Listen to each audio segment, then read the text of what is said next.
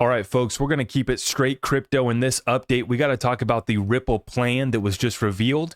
We got to talk about the Ethereum ETF, imminent approval looming, and the fact that Ethereum is keeping the whole market propped up right now. We're going to give you an update on the Bitcoin program, how that's not working out so well. And we're also going to talk about the XRP ETF. When is that coming? So without further ado, folks, we're going to get right on into this update. Before I do, though, I want to mention it's all at my website, zachrector.com. Let's rock and roll. Ethereum keeping us alive here. You can see this thing up to 3,750, and it did pierce through 3,800 here earlier today, cooled off a little bit, but you can see here red all across the board now on cryptos, except for Ethereum for the most part, right? So XRP had gone up to nearly 56 cents earlier today, but we are now cooling off to 53 for Bitcoin. The cool off is underway as well, back below 70,000, and we're going to continue to watch this one. Let's get right on into it, folks. Now, if you've been waiting for this cryptocurrency bull run to come back, if you've been waiting to turn it up, well, good news. This is from CNBC Personal Finance. Owning cryptocurrency may make you more desirable on the dating scene, study finds. So you can show your potential dates how sophisticated you are with your DeFi programs, with your crypto. And good news, we are back, folks. And speaking of really turning it on, here we go. The Trump campaign is officially accepting donations in Bitcoin, Ether, and other cryptos. Now, I need to go check if they're accepting an XRP. That'd be very interesting to see. But nonetheless, we just saw, actually, I didn't put this in the show notes, but Robert Kennedy, he just picked up some GameStop, and he says he supports the retail rebellion, is what he called it. So we got presidential candidates buying meme stocks like GameStop. We got presidential candidates accepting cryptocurrency. And a new study finds that on the dating scene, you got it locked down. So you don't got to wait for XRP to go to 589. You just got to let them know that you know about crypto. Now, let's keep it rocking and rolling, folks. In the United States of America, they're finally getting their act together. And this one out of Tom Emmer. I've been working on the Securities Clarity Act with Representative Darren Soto since 2020. This legislation should enshrine in law, or would enshrine in law, that a token does not in and of itself constitute a security, which gives this technology the flexibility to evolve from centralization to decentralization.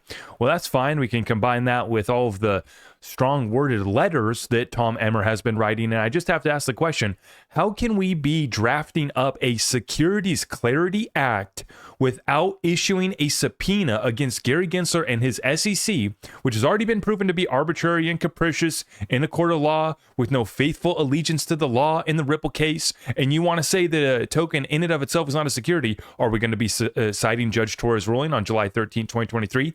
The XRP in and of itself is not a security? Because that's the only precedent that we have while the SEC goes on a rampage and you guys are twiddling your thumbs drafting up the Securities Clarity Act. How about issue a subpoena in the meantime and stop the rampage that Gary Gensler has going on? Now, Patrick McHenry giving us the update. The House is taking a monumental step towards providing regulatory clarity for U.S. digital asset. This one on the Financial Innovation and Technology Act, also known as FIT 21. So it is going on, folks. It is live, and Stuart Alderati, Chief Legal Officer at Ripple, gives us this reminder. With FIT 21 coming up for vote this week, a reminder that the House AG, the House Agricultural Committee, had the foresight in 2023 to publish a fact sheet that did cite the Judge Torres decision. The XRP in and of itself is not a security, to debunk the SEC's myth that all digital assets were securities. Continuing on that thread, Chad Steingraber highlighted here the Ripple case in the ruling of XRP was the main catalyst that started the push for real legislation to pass. That's right, folks. We got this party started. We started this fight, this resistance towards clarity. It cost Ripple $200 million. It cost the XRP community hundreds of billions in damages. But here we are, coming out victorious. And now we've set the precedent, now we've set the standard, and now the rest of the space wants us to come and sing Kumbaya and protect them now that they got the dark cloud over their head and the SEC's coming after everybody else. Where were they when we were under attack? Where were they when we set the standard? We don't even get credit. Are we even going to get cited in this, Securities Clarity, or what did Tom's bill? Securities Clarity Act. We better get some credit, Tom. You better shout, they're obviously not going to shout out the XRP army, but they should be. Look at the fight that we've been on. Why do we have all of these crypto super PACs? Some of them still haven't even endorsed John Deaton. What the heck is going on? And this is why we're going to continue to speak it out loud, speak it out proud, because we've won. We've won, and we've got a competitive advantage, and the rest of the space still trying to figure out what's happening here, and they better hope that Congress steps in, provides clarity, reins back in the SEC. Otherwise, the SEC, well, they're about to go on a spree of locking it down in the cryptocurrency space. So literally, folks, when we look at this, this is the direct quote from the House Committee on Agriculture. The XRP decision in July 2023 determined that XRP was only part of an investment contract when offered directly by Ripple to institutional investors. The decision calls into question the SEC's position that practically all digital assets are securities. The SEC's policy was rejected by the court, which highlights the need for legislation. Yeah, you think? And it's time to sanction the SEC so we stop the killing spree. Now, let's talk Bitcoin. How's that program working out? Well, you guys saw we updated you on Venezuela, where they're actually seizing the Bitcoin mining productions and shutting them down. That's what's happening in Venezuela right now. And now we have Paraguay. Government proposes seizure of Bitcoin and crypto mining rigs and sentences up to 10 years in prison for carrying out illegal mining operations, citing energy theft. So we've seen it in China, where they banned crypto trading, they banned the mining. Now we've seen it in Venezuela. Now we're seeing it in Paraguay. And this trend right now, not looking good for the Bitcoin program. I'll just leave it at that. Now, continuing on, BlackRock's secretive Bitcoin transactions with Coinbase. Well, what do we have here? The Wall Street boys doing what they do best. This arrangement allows BlackRock to borrow Bitcoin, including for short selling, without proving a 1-to-1 holding ratio. This is now circulating, and this is how they are using their leverage, their derivatives, their different products, and everything that they got now rolling here with Coinbase, where they can now borrow Bitcoin, including for short selling, without proving a 1-to-1 holding ratio. What could go wrong? What kind of setup could we be looking at here once again for the Ethereum ETF? And nobody wants to hear it, but I'm gonna, because I don't want you to be able to say that nobody warned you. No, I did. I am warning you, even though you don't want to hear it. I'm not here to be liked. I'm here to be effective. And I'm here to send out the warning that we're going to see another bull trap rally leading up into this news. And I don't care what the news is. Approved, delayed, denied. And it's so funny because I was saying the same exact thing with Bitcoin. Approved, delayed, denied. It's a bull trap rally. I literally was saying the same thing. It's going to happen. I'm telling you right now, it's going to happen. So watch out. Once again, BlackRock was a big part of pumping this thing up. Remember, Larry Fink coming on here saying that cryptocurrencies were going to transcend traditional currencies as they were loading up and setting up deals like this, where they can now go short. They can borrow Bitcoin to go short without proving a 1-to-1 holding ratio. That's who we're betting. That's who we're playing against, folks. You got to understand it. Now, continuing on. Ryan Sean Adams, just some connecting the dots speculation. And this is our good friends over at Prometheum. You know why Prometheum planned to launch this week, right? Like, why this week? Because this was the week that Gary planned to deny the Ethereum ETF.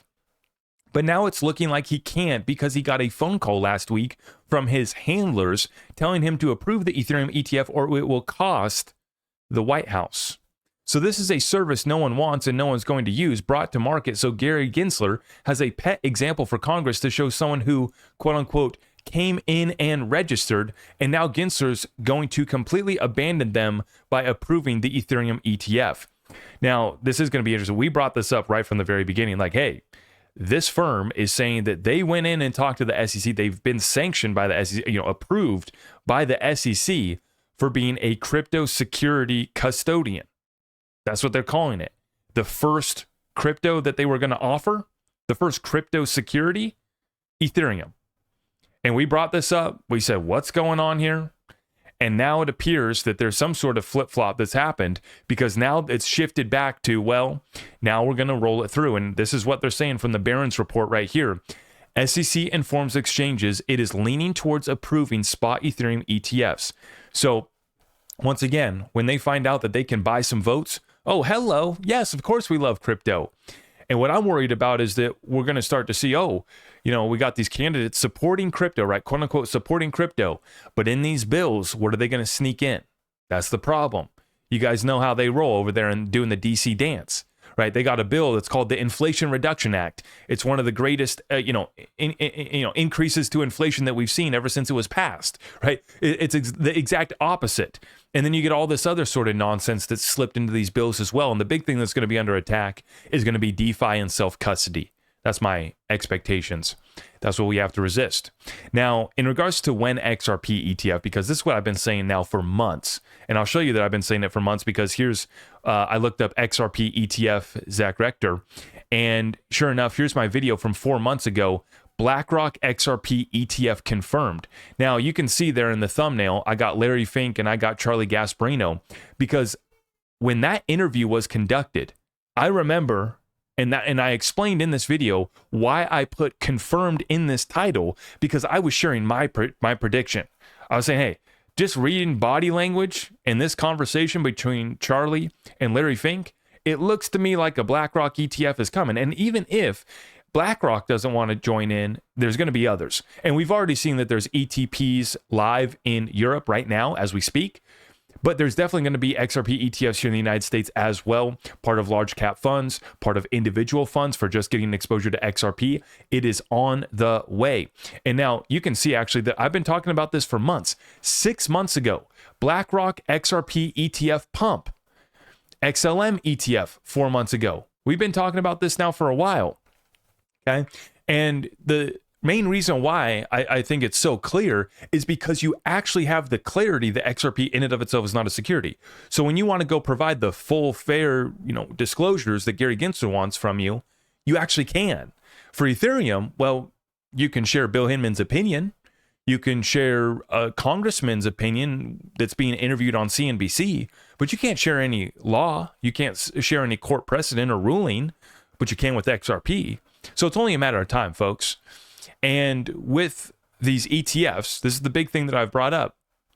Although I'm warning about the short-term correction, the buy the rumor, sell the news event, don't get it twisted. This is so bullish. In fact, I think that we're about to do a 10x in the overall cryptocurrency space over the next 5 to 10 years.